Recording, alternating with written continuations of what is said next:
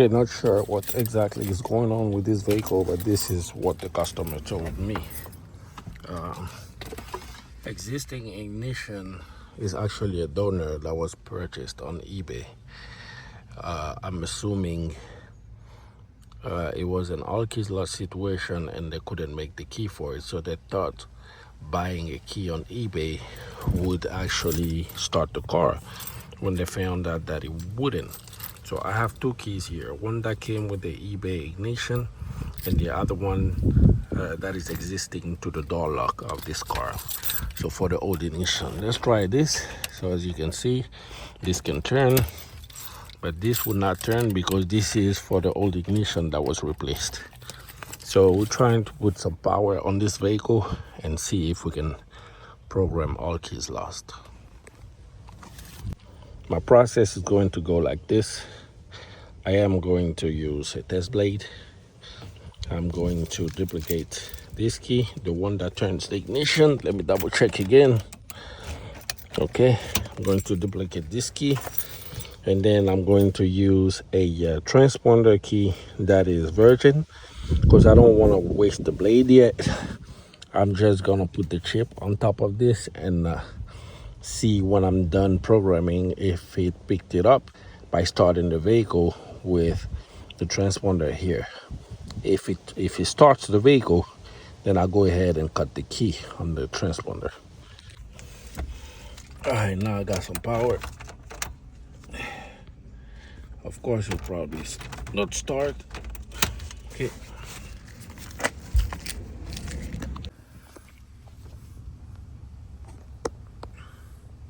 Duplicated the original key. Had to file it a little bit because cutting from the machine wouldn't turn the ignition. I had to file it in the number 1 beating. Now it turns both ways. Okay. So I don't need that now. I need that. Plus I need the transponder.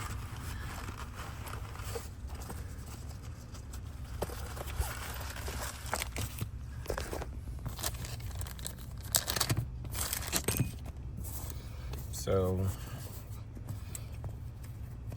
assuming nothing else has been programmed, this is how I'm going to do it. Insert the ignition and put this right next to it so it can be read by the AAM module.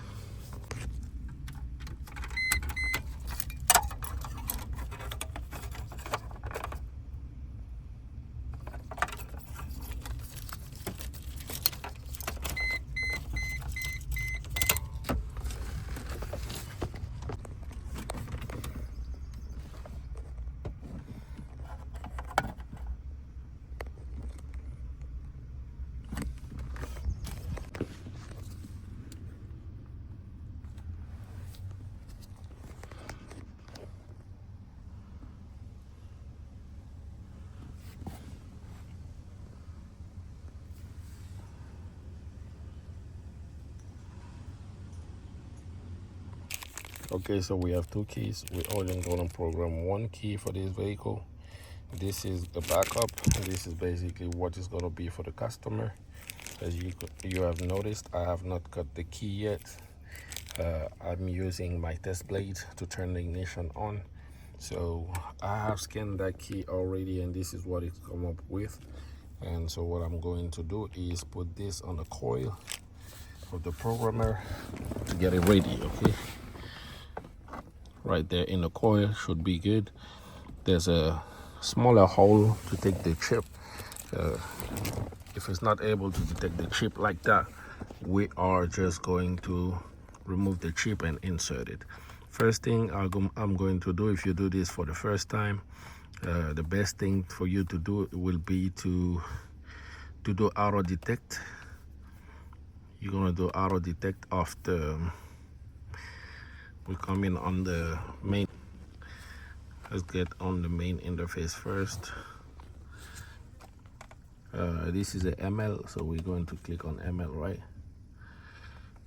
Let it load. It is loading. And then we're trying to program the key. there's 3 systems on this ML. There's an AAM, EAM, and FBS.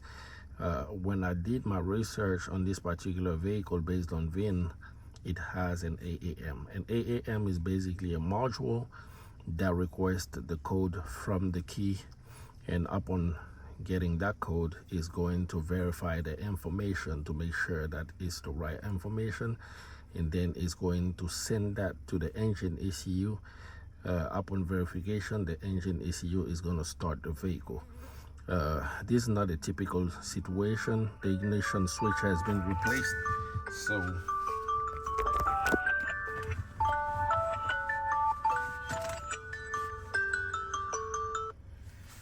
ignition switch has been replaced. As long as the AAM has not been affected, it should still be possible.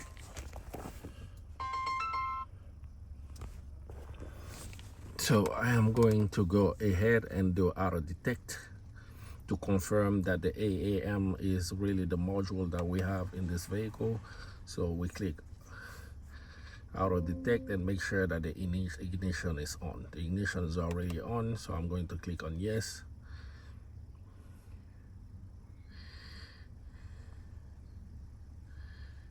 And so scan is complete. This is the information that we got for this vehicle.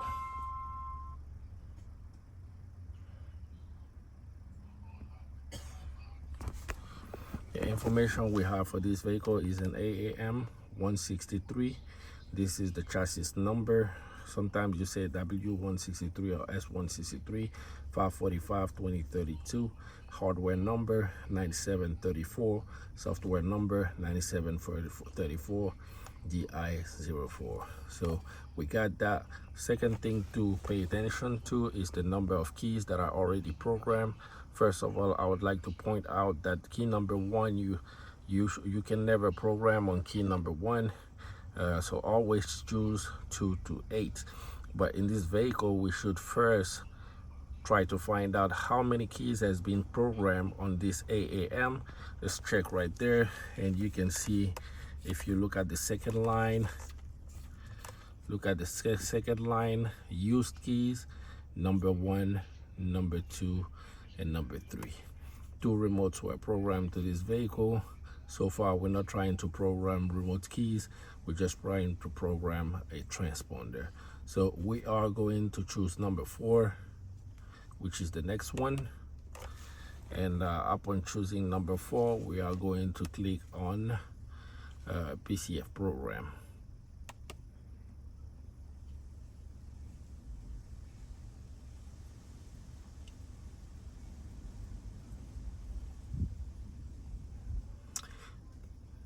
Insert the remote and the transponder in the coil. This is already done. We started with this, and so we are going to click on OK.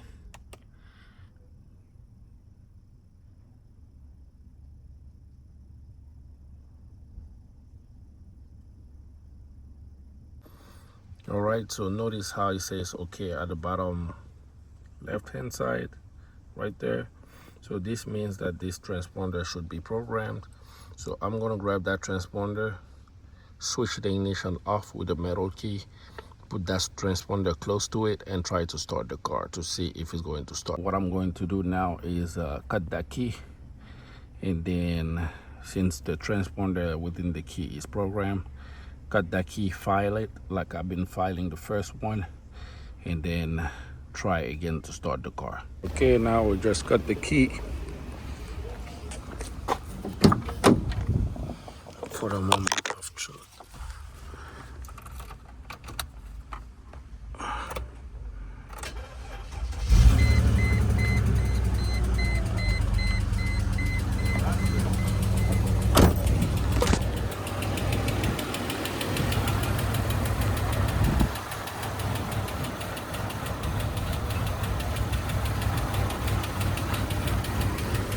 So the reason why it's running poorly probably because of this.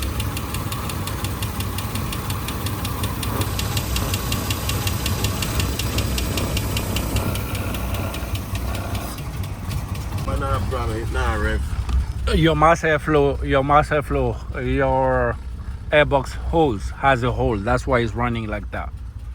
But you never used to do that before. Huh? You never used to do that before. Yeah, but that's going to be mechanical now. This doesn't have to do with the key. But come on. I'll show you something. You're a mechanic. You should know this, bro.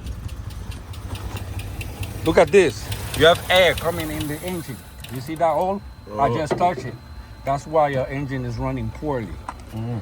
Yeah. So you jump off. Yeah, you gotta buy another one and just replace that hose because you have too much air going into the engine. It's running lean.